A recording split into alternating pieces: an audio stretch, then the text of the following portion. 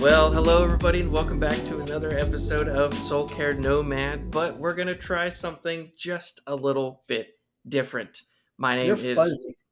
I look fuzzy. You look Yeah. small on my little screen. Well, you look super fuzzy on mine. Well, hopefully we'll get that worked out in post. My name is Matthew Wilbanks. As always, I'm here with my good friend and mentor, Dr. John Okinaga, and you can see us, which Hey, is gonna be a whole new uphill battle. that's why we're only going to once a month. Yep. So we're trying again to hit once a month. But last time we said that, a lot happened. Uh, Quite a lot Just a few. happened. It's your fault, not mine. Hey, look, dude. I don't have You anything know to what I say just against it. realized? I can't play on my phone while I do this podcast anymore. Oh no, oh I no. can't check You're gonna have emails to on my have good, computer. proper professor etiquette again. Oh man, maybe we should go back to just the regular podcast. We'll just try to, we'll hire an animator to do everything, spend thousands and thousands of dollars every episode. But Or Dr. thousands and O, thousands of pesos. Dr. O, how have you been the past few months? Last time we recorded anything, it was in June. I don't know, where was I in June? Was I here? That's a good question. And I know where you were in July. Went over to Where was I in Japan. July? Oh, so this is pre-Japan? Oh, Uh, that's been a while. yes, it's been a while. Oh, dude. That's crazy.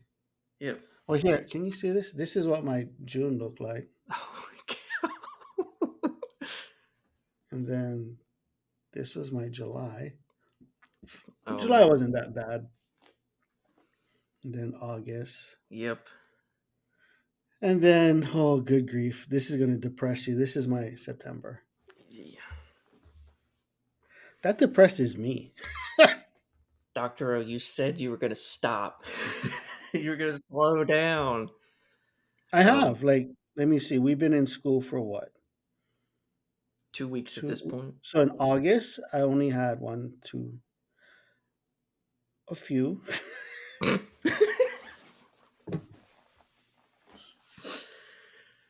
Hey, but I'm delegating. I'm getting people to help. Good. I know And I'm in the final process of our hopefully turning Soul Care Network into a training center. And one of the questions was, so who do you have in Texas that's going to do training? So you might be getting an email. Oh no. Okay. They Fine. said it couldn't just be me. I need a team.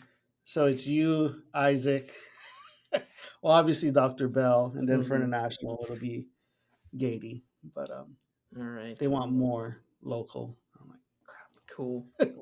Well, I guess I really do got to get on the ACBC train. yeah, you just hurry up. You actually said you're gonna. Oh, by the way, that's what we're gonna talk about today. Oh, So great. yeah, Well, that just smoothed right into it. hey, But before man, we get that's into it, Dr. O, we got to figure out, you went to Japan. You did 2 sessions, training sessions in yes, Japan. Um, yeah, so first off, not too much on, Tokyo because it is what it is. Then you went back to Nagoya. Um, yeah. and so I care more about them because those are people I know, those are Yeah, people I love. But how did Tokyo go first? Tokyo was great. I mean, well, um, I had like 24 hours without a translator, so yeah, That it went was well. interesting. Um, I woke up and I wanted ramen at 7 a.m. So I Googled ramen near me, and it was like 30 minutes away a walk. Yeah, I can do that. Like whatever, walk off the carbs, Hmm. and you know, you always hear like there's no bad part of Tokyo. Mm. Well, I found it. So, so I mean, I knew I was in the wrong spot when I finally ended up at the destination, but like all around it, it said it was open 24 hours. So that should have been like a Mm. yellow flag ish. But then the red flags were all of the surrounding businesses were like photos of girls like with not much clothes on. Dr. O, did you go to And the I'm like, red light district? yeah, I did. So hear me out. So I'm like, I get to the place and every I knew I really was in the wrong spot because everywhere in Japan or in Tokyo specifically, it's bilingual. There's half a menu in English, half a menu in Japanese, Mm-hmm. and you can pay with your credit card. And then I got to this place and it was like there was no credit card. It was like you had to put the money in, you press a button, you got a receipt, and you walked in. And I was like, yeah, this isn't good. So I turned around. I ended up going to like a curry place closer to my hotel. Mm-hmm. And then I talked to my team the next day and like, oh, how was your day? I was like, oh, great. I went here for dinner. I went here for lunch. I said, but breakfast was kind of, I don't know, just didn't feel right. And uh, Brian goes, where did you go? And I was like, I went 30 minutes that way. And his wife, the face on Noriko's face was just like, you went where? And I'm like, over there. And she was like, oh, Dr. O. Like, no. That's what she said. Oh, Dr. O, no. So I was like, oh, I guess I would. So Oh. that was Tokyo. Tokyo, we had I think 90 something people crammed into a. There's a Christian Ochimizu Christian Center. Mm-hmm. Um, so that's where we did our training in Tokyo, and we had doctors like MDs. So that was interesting, but they're all on board with what we taught. Mm-hmm. People actually flew in from Hokkaido and all over Japan. It was kind of a, I think half half of the attendees were like 4 hours or more outside of Tokyo, and they came for that. And then we originally Nagoya was just like a add-on. I said, hey, I'm willing. My mom said she wants me to like uh, be a tourist this time and actually do fun stuff, not just teach and come home. So we added some days, and Chris, who's my translator, he's in Nagoya, and he's, oh, we'll go to baseball games, and you can stay with me and my wife and my daughter, and we'll do baseball. We'll go to all these fun places in Nagoya. Oh, that sounds. Mom is happy, and then about 2 weeks later, I get an email from them like, "Hey, would you mind doing a small training in Nagoya?" I'm like, "Well, you're paying for everything, so I'm not gonna say." I mean, what am I Right. gonna tell them? No. Yeah. I mean, they pay for my flight, they pay for my food, they pay for everything. So I was like, "Small, sure." And I was like, "Well, how many people do you think we're gonna get?" Oh, he said, Chris says, "Oh, maybe 15, 20 max." And I'm like, "Oh yeah, I can, that's a piece of cake." Like, no, no, it'll just be the same content. And I think so. I land in Japan expecting Tokyo to be the big one, and then Nagoya is like the little brother. And then we ended up having 85 in Nagoya. So both were sold out, like standing room only. Like people were Wow. sitting on the ground. So that was pretty amazing. God, I mean, God's moving in Japan, which is super rad. I mean, we had a this girl. She's a professional singer, like she Matt, you'd enjoy this. She recorded where the Beatles recorded in England. Oh, Like that's how good wow. this chick. Yeah, chick. Sorry, I'm not so politically correct, and you can't delete it. So haha. Um, but she sang "Amazing Grace," and I was like, that was amazing. Like the most amazing rendition of "Amazing Grace" I ever heard in my life. Man. And I asked her, she was like, "What song you want me to sing?" I was like, "Amazing Grace." Do you know it? She was, "I know it." I was like, "Oh, we'll see how good she is." I was like, "Holy crap on a cracker, she's amazing." But then I saw Adreno, and I saw Michelle. Mm-hmm. We had a good talk. So I think we're taking the boys back. So Yep. you, Chris, and Brennan, and we're gonna go back. I don't know when, but Some the point. Portuguese were like, "How can you keep forgetting about us?" And I'm like, "Cause you don't ask me to come." But dude, they drove like an hour to see me. Wow. Yeah, so Yeah. No, I it's good times. I miss those guys. That church was great. So like one of those things of, you go, you hear this is what the um, Acts 2 church did. This is all the things that they were working towards. And then you actually get to experience something like that. And it's Yeah, just like, it really does change your view. And I mean, that's not happening in an American church that I experienced it. yeah. Um, and so it's just another thing that it's not just, it's really easy to get focused on our context and forget that God is moving in great ways in other places around the world. Yeah, But no, I mean, one of the things I'm learning, the difference of culture or churches, I truly believe that unless the American church gets its act together, within 20 years, Japan's going to be sending missionaries here. mm, And I say that because maybe their numbers aren't, they don't have that many people going to church, but those who do, like, they're serious about their faith. mhm. It's not a social gathering or whatever, it's a true desire to serve. And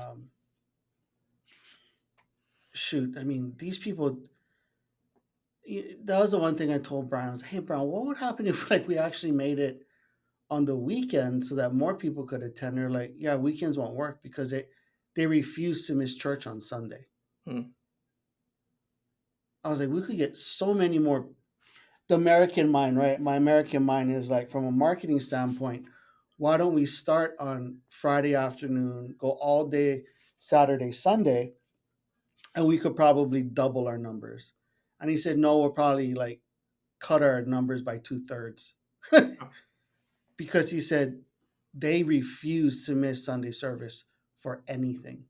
mm, We had people flying out the last flight on Saturday so that they could get home.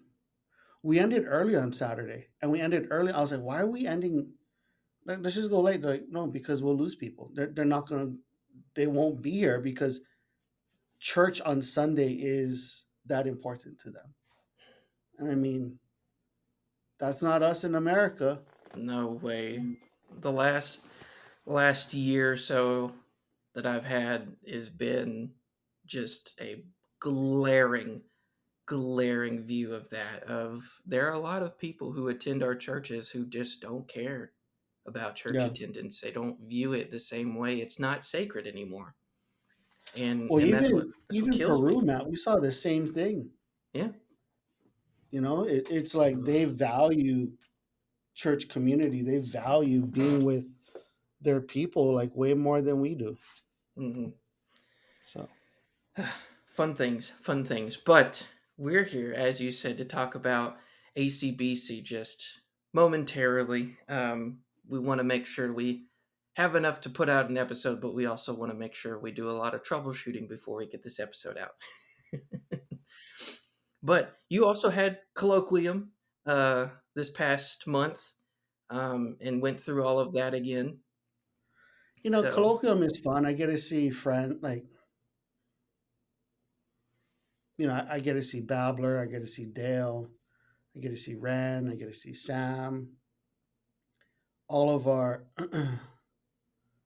all of our Swibbit students who are pursuing their doctorate at another location, hmm and it's just cool to see, them come by and say hi. And it's like a little Southwestern reunion whenever I go to colloquium. It's kind of cool, to be honest. I mean, hmm um, if you look at when Dale, Cat, and Babler were here, they produced professors that are now at Midwestern, at Mid America, even at Southeastern, and here. hmm So out of the big six, the only ones that we don't have a Swibbits grad is obviously Southern, because it's the Southern, and we're not the Southern. Yeah, you got to keep that in because it's a funny dig. And we're not going to have anyone at New Orleans because they're a licensure track. And oh no, and we have not Gateway, but we have Masters with Greg. hmm So there's Greg at Masters, there's Ran and Dale and Sam at Midwestern, there's Dr. Babler and Hofecker at Mid America. There's Nate Brooks out at Southeastern, and then there's me here. And every time I go to colloquium, it's like a little reunion. Mm, We kind of click up for that first day and just how you doing, what's going on, and it's just a good time, yeah. really good But, time. but the rest of it, the things that people don't see outside of it, for just the ACBC work that goes on day in, day out. What have you seen now that you're a fellow? You're pretty high up in ACBC. You've seen a lot of things, and so you were like, "Hey, let's talk about this." So let's talk about it. What's going on? Well, last colloquium was about um, trauma informed care. Vanderkolk, body keeps a score. This time it was more about the labels, CIBC, BC, all that kind of stuff. And Hmm. um, it's hard because I have friends on all sides. Mm, Um, I came from this. I guess I technically came from the CIBC world, and one of the things that I don't quite get is every once in a while you see something on X like, why are we still talking about this? We should be focused on solutions, and I actually agree with that 1,000%. mm, And then like 2 days later, that same person posts something that I do not agree is BC, and it's like, well, it's because of this, and I have a blog. It's not coming out. It's coming out in 2 weeks, and it's just the misappropriation of terminology, and I'm holding it back because the temperature is just too hot right now, and I don't think it'll do any good. mm, But I think that we need to acknowledge that there's different camps, and you've had me before. Just play in your sandbox, and the crazy part is like when I go to Japan or I go to Peru and I even bring up this concept of CIBC, it's like they look at me like I'm stupid. Like, why would we do that? mm, Like we that's all we have here. All we have is the clinical stuff. We reject that. We don't want that. We want the word. mm. And it's like it kind of just baffles me. Like, okay, well, I mean, that's the point I said earlier. We get so caught up in our own context, and we think this is the only thing that matters. That when it comes to bigger problems that other cultures have, I remember um, one seminary professor of mine, Doctor Wicker. He was talking about in his New Testament class. There was someone online from Africa, and Dr. Wicker, if I remember correctly, in his story, he was talking about something that had to do with peace, and this African student said, "Well, Dr. Wicker, I have a question. My tribe has been under attack from a rival tribe for months now, and we're planning mhm, on a military retaliation. How do I talk about peace in this situation?" I mean, Dr. Wicker couldn't say anything because he's like, "I don't know. I have no idea. I've never been in a situation like that." And so yeah, we often forget that other contexts exist. And I mean, this is for me as well. For me, being in student ministry for 9 years, that was one thing that I constantly saw was if I had one student with a rough family life, I had one student who had a rough family life. I didn't know, yeah, I couldn't fit him into a category because his one situation was one of many, many, many different types of situations. And students yeah, who struggled with this, who struggled with that, they were all individual cases. I couldn't really put them together. Now, there are always going to be overarching things that you can see and find, but it's really hard to take these single instances and put them in categories because every single culture, every single context is so different. And I think yeah, this is one of the big issues I have with CIBC is that it does at times try to categorize things like the DMS. Um, DSM. DSM. Sorry, I've been out of the game I have for a no little idea what bit. the DMS is. The Is D. that like DMX? But he's dead, by the way. Yes, he is. Gosh, where do we go? Where? How do we get there? Um, but yeah, no, the DSM, it does that. It says, do you have this, and this symptom? Well, actually, it lists off like 10, 20, 30 sometimes. And if you, how many boxes do you have to check off in order to have a diagnosis? It's like a handful, Three. not many. Yeah. And then you're just like, okay, yep, you're in this box, in this category. And it's just Yeah. like, no, you just told me symptoms. You haven't told me the overarching problem. We start working through the symptoms, and Mhm. then when we start to get better, then you're like, okay, let's look at the deeper problem that's going on here. Yeah. What's going on in your heart? What's the Yeah. battle you're That fighting there? that was the funny part, man. Like in Japan, like we had MDs. We had an MD, an ER doctor, I believe. Some even from America. One woman was, well, all the MDs were bilingual, but one is actually from America, and she kind of looked at me. She was like, "Yeah, this doesn't make sense. Why you guys are having this discussion in the states?" Mm, So yeah, it was just weird. yep. But I mean, there's only so many things you can do. We're just two random dudes in offices. Yeah, we're just two random dudes. We're not big deals. No big deals at all. Yeah, Um, don't want to be big deals. but Oh, but our book, our hard issues book, is finally done. It's good. being where they're putting all the editing is done, typesetting is done. Um, they're working on a new cover, and then we're hopefully launching it end of year. Okay. Hey, as long as my name is still somewhere in the book, that's all Your that name is matters to still in me. it. Relax, calm down.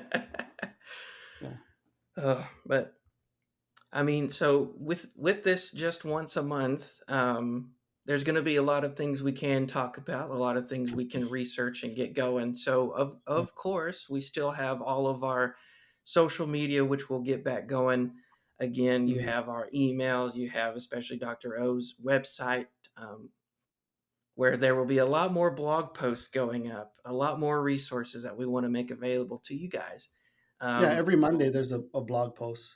mm, So so hopefully I'll never be asked to do that because then that's just more work for me. with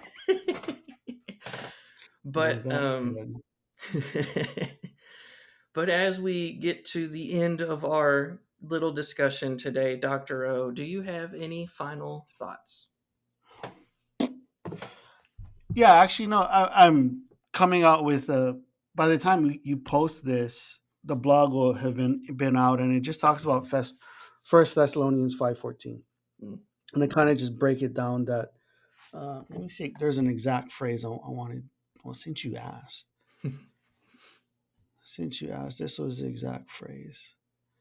Um, Here it is. Recent conversations in our biblical counseling world have caused me to revisit Paul's exhortation in First Thessalonians 5:14. Too many of the discussions seem to confuse being right with being faithful, yet biblical fidelity is never measured by correctness alone. Paul's words remind us that truth without tenderness is incomplete, just as compassion without truth collapses into being sentimental. Mm. The Spirit calls us to embody both. We urge you, brothers and sisters, admonish the unruly, encourage the faint hearted, help the weak, and be patient with everyone.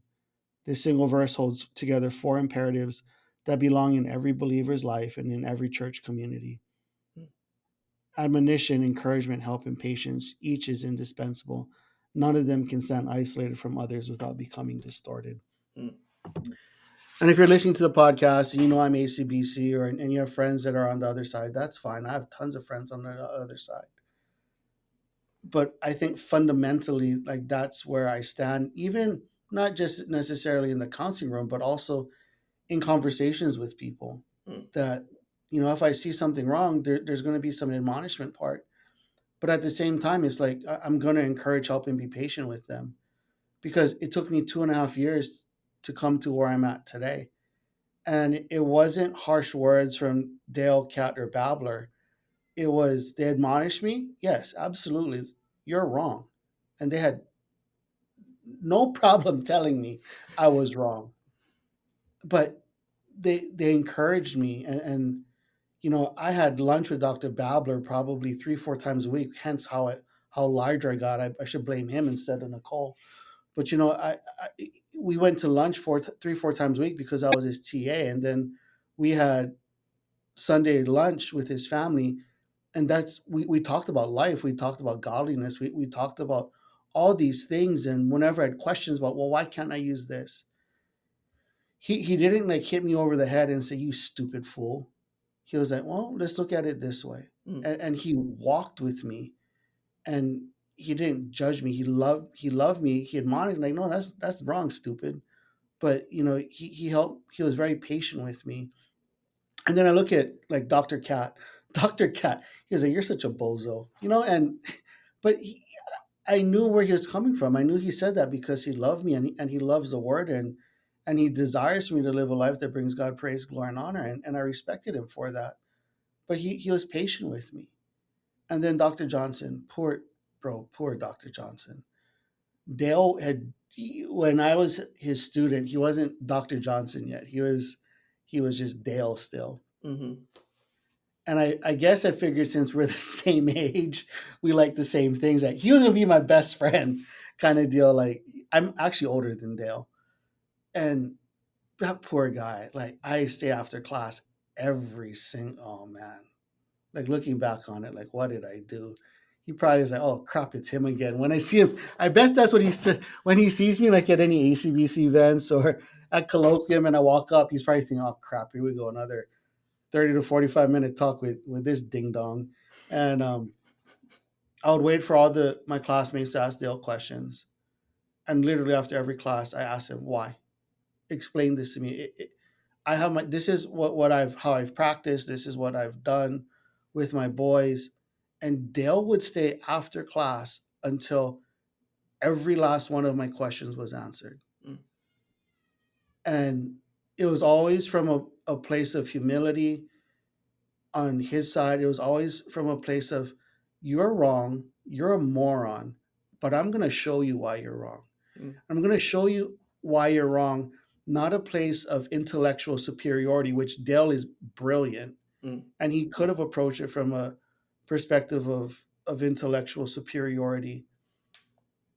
And even, um, I didn't realize how much of a practitioner he was. I learned a lot more about Dell this last colloquium, him sharing stuff that he's just as much, he served as a practitioner for about 10 years before he got his PhD. Mm. Like that dude counseled, and he never bragged about it. His wisdom came from a perspective like, okay, here's what the word of God says, not what I think. Mm-hmm. And as we start to navigate these talks, because unfortunately I realize they're never going to go away, that Mm-hmm. if you claim to be a biblical counselor and you're not living out that whole part of First Thessalonians 5:14, you are failing. Mm. You are failing. You're not doing our movement any good. It, we can be right, but if we're right and we come off as being a jerk, and people, well, I don't care if I come off as a jerk. No, you should. You should, because I guarantee you, if Babbler, Cat, or Dale came off as a jerk to me, I would have dug in my heels and I'd still be where I was 11 years ago. Mm. But because those three men loved me and they cared for me and they took the time to explain to me, John, this is why you're wrong. Not you're wrong, stupid. You should know better. Well, Cat sometimes said that. Um, but, I, I knew that even if Cat had said that, stop it or whatever, he genuinely cared about my well being. Mm-hmm. It wasn't about proving a point or being right or whatever. It was, I'm going to come alongside you. I'm going to walk with you because one, you have value because you're a child of God. Number two, I'm going to walk alongside you because that's the way that minds and hearts are transformed, is through relationships. And because of that, that's what I've done with my friends in California. And Matt, Tim. clinical director. He just dropped his license last month. Hmm. He didn't renew it. He's done. Hmm.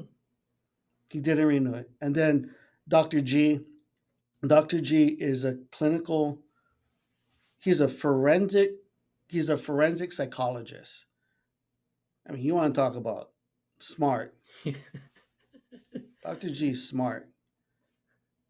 But every time I go down to Houston, besides him trying to, besides Dr. G trying to recruit me, I mean, you think I'm tenacious. Dr. G is on a whole new level of being tenacious. Oh, no doubt. And, and we're having talks about faith, and we're having talks about counseling biblically. And, you know, uh, they're starting to come to see the light. Why? Because, yeah, I tell them, no, I don't agree with you. But I encourage them, hey, but this is what you're doing right. Let's just stay there. Let's just stay in this lane here Mm-hmm. without defaulting or bringing in all these other things. I'm helping them realize how the word of God is sufficient. And then I'm patient with them. Yeah. To win over hearts and minds isn't a hammer. Mm. To win over hearts and minds, I would think every single student will call, oh, Dr. O can be a hammer. I don't pull punches, but I can be a hammer because everyone knows I love them. Mm-hmm. And unless people know that you love them, you love God, you love his word, but we're also called to love people. Mm. And if we do that well, that's just biblical. Love God, love others. And if you want, I did a whole sermon. I'm not going to do a sermon on this podcast, but it's on the Swivit's website. I spoke on this a year and a half ago in chapel. So Yep. that's all I got. Well, ladies and gentlemen, we're now in the video era of Soul Care Nomad, and that was the longest final words that Dr. has ever said. So thank you for that. We're just a lot of firsts, a lot of groundbreaking moments in this episode. Yeah. But as always, you can find us on different parts of the internet. You can always go to soulcare.io. That is our website where we do a lot of the work, where Dr. O is able to set up different training events. And so our blog posts, our podcast is also there. So you're going to have to figure out a way to play video, Dr. O, on that website. So that's more work for you to do as well. Yeah, we But got to create a Soul Care Network YouTube, so I'll set that up. hey, guess what? It's already there. Oh, it's all right. We already have one? We already have one. I just have to now Oh, cool. Well, start thank you. uploading the Well, video stuff. I start uploading videos. Hey, future Matthew here. Unfortunately, Dr. O had to call it a little early as we were going to say goodbye. He had a very important call he had to make. But as always, you can find us on Facebook and now YouTube. Very fun for all that now that we're doing video podcast format. You can also find us on all sorts of different podcast websites where we will continue to be posting all of our stuff there. So look forward to the many things that we have planned. And just a reminder, we are doing once a month uploads, mainly for Dr. O's busy schedule. We are going to be at the ACBC conference here coming up pretty soon. So if you are going, if you see either one of us, I'll be helping out as a volunteer because it was free and I like free things. But if you see either one of us at the conference, please say hello. We'd love to talk to you. We'd love to hear how you're doing. So if you find either one of us at the ACBC conference in Fort Worth coming up here pretty soon, feel free to stop by and say hello. But until then, we will see y'all in the next one. Bye, everybody.